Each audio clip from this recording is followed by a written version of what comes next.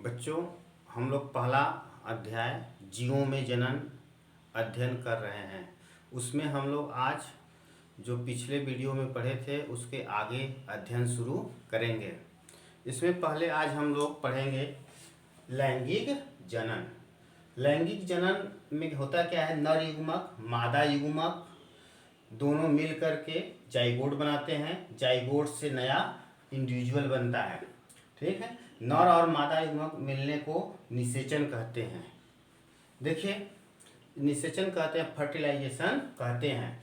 तो आप देखेंगे तो पौधे, कवक और जंतु इनके आकारकी में, कार्यकी में और इनकी आंतरिक संरचना में बहुत ज़्यादा अंतर होता है, लेकिन इनमें देखा जाएगा तो एक चीज एकदम कॉमन होता है। इसमें लैंगिक जनन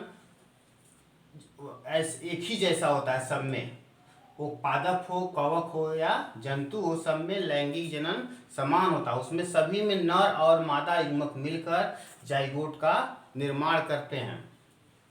बच्चों, जैसे सभी जीवधारी पैदा होते हैं, फिर अपने जैसा यंग वंश प्रोड्यूस करते हैं और अंत में क्या होता है, उनकी मृत्यु हो जाती है। तो इस पूरे चक्र को हम जीवन चक्र कहते हैं और इस जीवन चक्र में कई अवस्थाएं होती हैं। ठीक है, जिसको हम लोग 3 अवस्थाओं में बांटते हैं। इन 3 अवस्थाओं में पहला फेज है जुवेनाइल फेज, किशोरावस्था। दूसरा फेज है रिप्रोडक्टिव फेज, प्रजनन अवस्था। तीसरा फेज है जीर्णावस्था। पहला अवस्था जो जुवेनाइल फेज होता है, किशोरावस्था, ठीक है, इसमें जो जीवधारी होता है, अब इसमें जुवेनाइल फेज में जीवधारी जो होता है एक निश्चित वृद्धि और मैच्योरिटी को धारण कर लेता है, अटेंड कर लेता है, जिससे, और इसको पौधों में हम कायिक अवस्था कहते हैं, वेजिटेटिव फेज कहते हैं। और इसमें इस जुवेनाइल फेज के बाद आता है रिप्रोडक्टिव फेज। रिप्रोडक्टिव फेज में क्या होता है कि जीवधारी जनन प्रारंभ करता है, क्योंकि जुवेनाइल फेज में उसका पूरा ग्रोथ और मैच्योरिटी हो चुकी होती है। तो इस जीवधारी के रिप्रोडक्टिव फेज के प्रारंभिक काल को हम बोलते हैं प्यूबर्टी, यौना प्रारंभ बोलते हैं। ये पौधों में कुछ परिवर्तन, पौधों और जंतुओं में रिप्रोडक्टिव फेज में कुछ परिवर्तन होता है, जिससे हमको मालूम हो जाता है कि ये रिप्रोडक्टिव फेज में इंटर कर गया है। जैसे पौधों में देखेंगे आप तो जैसे इसमें फ्लावरिंग शुरू हो जाती है, पौधों में फ्लावरिंग शुरू हो जाती है रिप्रोडक्टिव फेज में, तो हम मालूम कर लेते हैं कि इस पौधों में फ्लावरिंग रिप्रोडक्टिव फेज आ गया है। और ये जैसे देखिए, ये पौधा है, एक ही है, ये आपका क्या है, जुवेनाइल फेज है। ये इसका आप देखेंगे तो जुवेनाइल फेज है ये पौधा, ये जो सिंपल है, ये जुवेनाइल फेज है। और इसके बाद ये पौधा यहीं वृद्धि करके रिप्रोडक्टिव फेज में चला गया, जब इसमें फ्लावरिंग हो गई। और जैसे देखेंगे मनुष्य में भी, इस फिगर में देखेंगे तो ये बच्चा जब जन्म लिया, इसके बाद ये एडल्ट हो गया। ये देखा जाए तो ये आपका क्या है, ये जुवेनाइल फेज है, किशोरावस्था। इसके बाद इसमें कुछ परिवर्तन होता है, जिसको हम बाद में अध्ययन करेंगे। और जो रिप्रोडक्टिव फेज में देखेंगे तो जैसे पौधों में पुष्पन होता है, तो पौधों में फ्लावरिंग जो होती है अलग अलग पैटर्न पे होती है। कुछ पौधे ऐसे होते हैं जिनमें जिनके जीवन काल में एक ही बार फ्लावरिंग होती है और फिर वो खत्म हो जाते हैं, मर जाते हैं। ऐसे पौधे को बोलते हैं मोनोकार्पिक पौधे। आप ऐसे पौधों को देखे होंगे, अभी जैसे गेहूं था, गेहूं को अक्टूबर नवंबर में बोए, जनवरी फरवरी में उसमें फ्लावरिंग हुई, अप्रैल तक खत्म हो गया। तो ऐसे पौधे को हम बोलते हैं मोनोकार्पिक। कुछ ऐसे पौधे होते हैं जिसमें उनके जीवन काल में कई बार फ्लावरिंग होती है, जैसे आम है। आम में भी देख रहे हैं और उसकी फ्लावरिंग हो रही है, फिर फल लगे हैं, फल लगने के बाद वो फिर फल टूट जाएगा, फिर अगले साल फिर उसमें फ्लावरिंग होगी और फल लगेंगे। इस तरह से उनके जीवन काल में कई बार फ्लावरिंग होती है। तो ऐसे पौधे को हम बोलते हैं पॉलीकार्पिक पौधे। देखेंगे तो मोनोकार्पिक ही कुछ पौधों में क्या होता है, अनयूजुअल फ्लावरिंग होती है, माने असामान्य घटना घटती है कुछ पौधों में। जैसे एक आपको पढ़ना है एनसीईआरटी में ही, बांस, बम्बू में जो बांस होता है, इसमें 50 से 100 वर्ष तक उसमें जुवेनाइल फेज ही होता है, उसमें वेजिटेटिव फेज होता है, ठीक। और उसमें फ्लावरिंग जो होती है, पुष्पन जो होता है 50 से 100 साल के बाद एक बार होता है, फिर उसमें फल लगते हैं, फिर वो खत्म हो जाता है पौधा। इसमें एक और आपका बहुत नीट में भी क्वेश्चन पूछा हुआ है, मेडिकल में पूछता रहता है ये, आपका नीलाकुरेंजी। नीलाकुरेंजी का बॉटनिकल नेम है स्ट्रोबिलेंथस कुंथिएना। स्ट्रोबिलेंथस कुंथिएना एक कर्नाटक, केरला और तमिलनाडु के जो पहाड़ी एरिया है वहाँ पे एक श्रब्स के रूप में ग्रो करता है, और 12 साल में इसको में एक बार फ्लावरिंग होती है। उस फ्लावरिंग के बाद एक खत्म हो जाता है, फिर उसके फल से, बीज से दूसरी बार फिर उगता है, 12 साल बाद फिर इसमें फ्लावरिंग होती है। तो माने एक ही बार इनके में फ्लावरिंग होती है, इसलिए इनको मोनोकार्पिक भी कहते हैं। और जब चूंकि ये नीले रंग का खिलता है, और जब खिलता है तो बहुत ज़्यादा अट्रैक्टिव होता है, तो उसमें पर्यटक बहुत आकर्षित होते हैं उस क्षेत्रों में। इसमें फ्लावरिंग पहले 2006 में हुई थी, फिर 2018 में हुई है, अब आगे 12 साल बाद होगी। फिर देखिए, ये तो पौधों में अंतर है।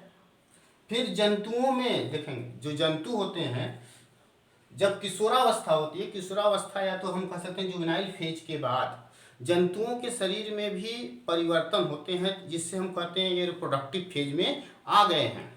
जैसे देखिए,